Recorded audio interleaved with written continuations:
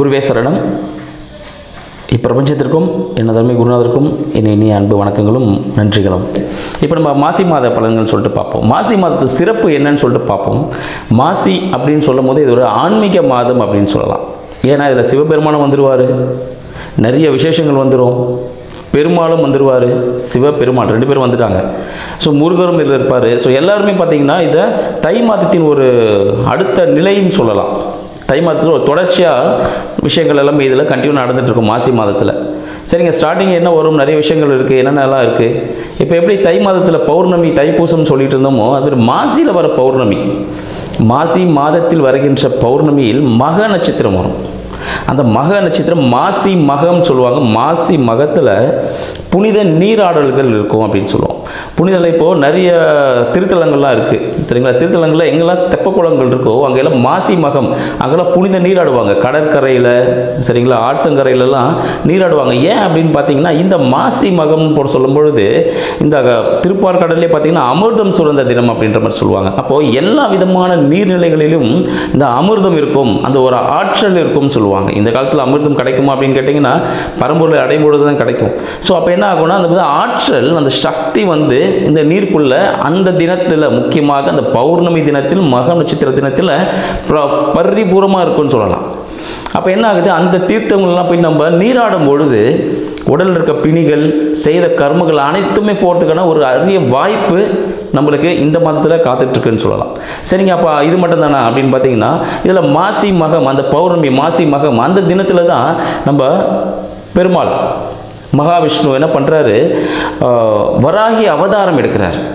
So Varahi அவதாரம் அன்றைக்கி தான் அவர் எடுக்கிறார். எதுக்காகன்னு பார்த்தீங்கன்னா நம்ம அரக்கர்களிருந்து நம்ம பூலோகத்தை காப்பாற்றணும், உலகத்தை காப்பாற்றணும்னு சொல்லிட்டு. ஸோ அப்போ அரக்கர்களோட போராடுறதுக்கு வராக அவதாரம், ஏன்னா அவரோட அவதாரங்கள் எல்லாமே உங்களுக்கு தெரிஞ்சிருக்கும்.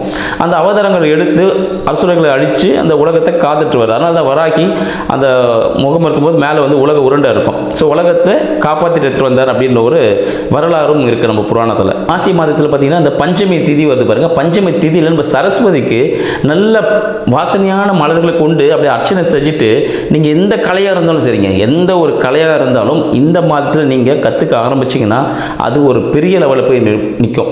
மேலும் பார்த்தீங்கன்னா இந்த ஆராய்ச்சி படிப்புகள் படிக்கிறவங்க, இல்லை வேறு எதுனா ஹையர் கோர்ஸ் படிக்கணும்னு நினைக்கிறவங்க, ஸோ அவங்க எல்லாமே கூட இந்த காலகட்டத்தில் பார்த்தீங்கன்னா மிக சிறப்பானது ஒரு இடத்தை அடைவதற்கான வாய்ப்புகள் இப்போ தொடங்கினாங்களாம்.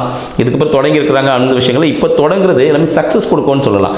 பல பேர் பார்த்தீங்கன்னா பல விசேஷங்கள்லாம் வச்சுருப்பீங்க, திருமணங்கள்லாம் நடத்துக்கான காலங்களாக இந்த மாசி மாதம் திகழுது. நிறைய வீட்டில் கிரகப்பிரவேசங்கள், யாரெல்லாம் இந்த மாதத்தில் வீடு அடுத்த வீடுக்கு வாடகை வீட்டில் இருக்கவங்க இன்னொரு வாடகை வீடு மாறி போனீங்கன்னா பல காலம், பல ஆண்டு காலம் அந்த வாடகை வீட்டில் நீங்கள் இருக்கிறதுக்கான வாய்ப்புகள் இருக்கும். மேலும் ஒரு சூட்சமான விஷயம் என்னன்னு பார்த்தீங்கன்னா இந்த மாதத்தில் வீடு மாறிட்டு போயிட்டு அந்த புது வீடு வாங்கணும்னு முயற்சி எடுத்தீங்கன்னா அது ஒரு சக்ஸஸை கொடுக்கும். ஏன்னா எல்லாமே கடவுளோட பரிபூரணம் அருளும் நிறைந்த ஒரு மாதமாக இந்த மாசி மாதம் இருக்கிறதுனால உங்களுக்கு எல்லாமே சக்ஸஸ் தான் கொடுக்கறதுக்கான சான்சஸ் அதிகமாக இருக்குது. ஸோ இது போல விஷயங்கள் எல்லாமே சிறந்த ஒரு மாதமாக இந்த மாசி மாதம் திகழ்ன்றதை உங்களுக்கு தெரிவிச்சுக்கிறேன். ரிஷபராசி நேயர்களுக்கு அடியனின் அன்பு வணக்கங்கள், மாசி மாத வாழ்த்துக்களும். மாசி மாதம் ரிஷபராசி நண்பர்களுக்கு எப்படிலாம் இருக்க பொழுது அப்படின்னு பார்த்தீங்கன்னா இந்த காலம் வந்து சாதகமாக பாதகமாக அப்படின்னு சொல்லிட்டு பார்ப்போம். இந்த கடந்த காலம் சரிங்களா, தை மாதத்தில் பார்த்தீங்கன்னா இந்த ரிஷபராசி என்பவர்களுக்கு இந்த தொழில் சார்ந்த விஷயங்கள், தந்தை சார்ந்த விஷயங்கள்லாம் நிறைய சில பிரச்சனைகளை கொடுத்துருக்கலாம், சில புதிய முயற்சிகளில் ஈடுபட்டிருப்பீங்க.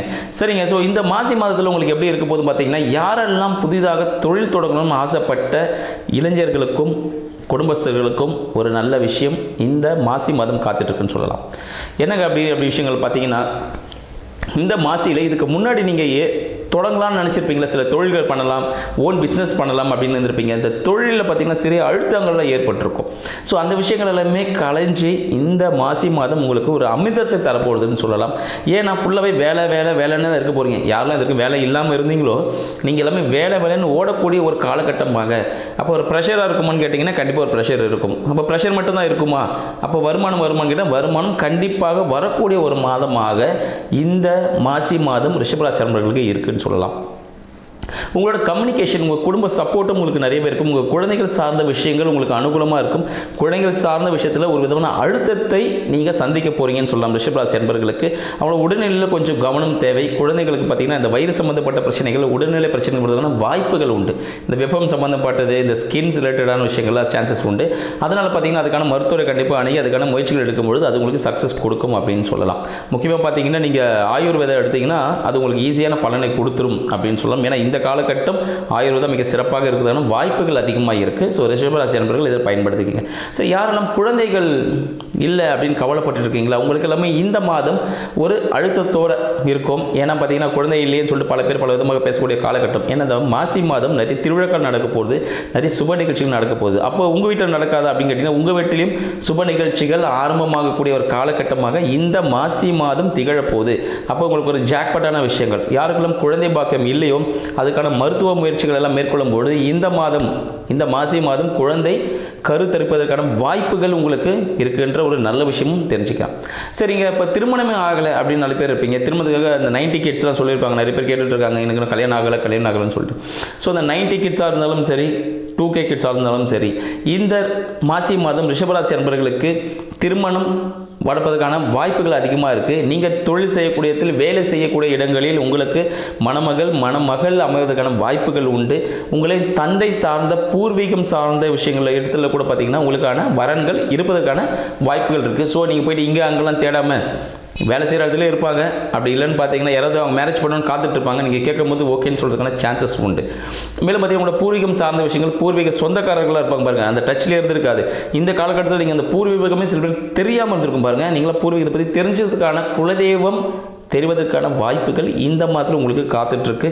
அதன் மூலிமா பல சொந்தங்கள் உங்களை தேடி வருவதற்கான வாய்ப்புகளும் அதிகமாக இருக்குன்னு சொல்லலாம். சரி, இது மட்டும் தானே. அப்புறம் பார்த்தீங்கன்னா புதுசாக வீடு எதனா கட்டுவீங்களா, பார்த்தீங்கன்னா நீங்கள் மாடி வீடு கட்டுவதற்கான வாய்ப்புகள் அதிகம். சரிங்களா, இந்த சாதாரண ஒரு பில்டிங்லாம் இல்லை. இப்போ கிரவுண்ட் ஃப்ளோரோடு நிறுத்ததில்லை, ஃபஸ்ட் ஃப்ளோர், செகண்ட் ஃப்ளோர் வரைக்கும், தேர்ட் ஃப்ளோருக்கும் போகிறதுக்கான வாய்ப்புகள் உண்டு. அப்பார்ட்மெண்ட் வாங்குறதுக்கான வாய்ப்புகளும் உங்களுக்கு ஏற்படும். ஆனால் ஒரு சின்ன விஷயம், டாக்குமெண்டேஷன்ஸில் கம்பல்சரியாக டபுள் டாக்குமெண்ட் நீங்கள் செக் பண்ணணும். 2 டைம்ஸ் கம்பல்சரி செக் பண்ணணும். ஏன்னா டபுள் டாக்குமெண்ட் நடப்பதால் வாய்ப்புகள் இருக்குது.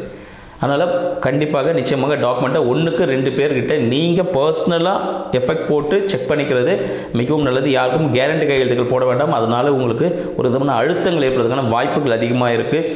முதியோர்களையும் சரிங்களா, ஊனமுற்றோர், முதியோர், இல்லை மாற்றுத்திறனாளிகள், அவங்க போல இருக்கவங்கள, வயதானவர்களுக்கு உங்களால் முடிந்த உதவிகளை செய்யுங்கள்.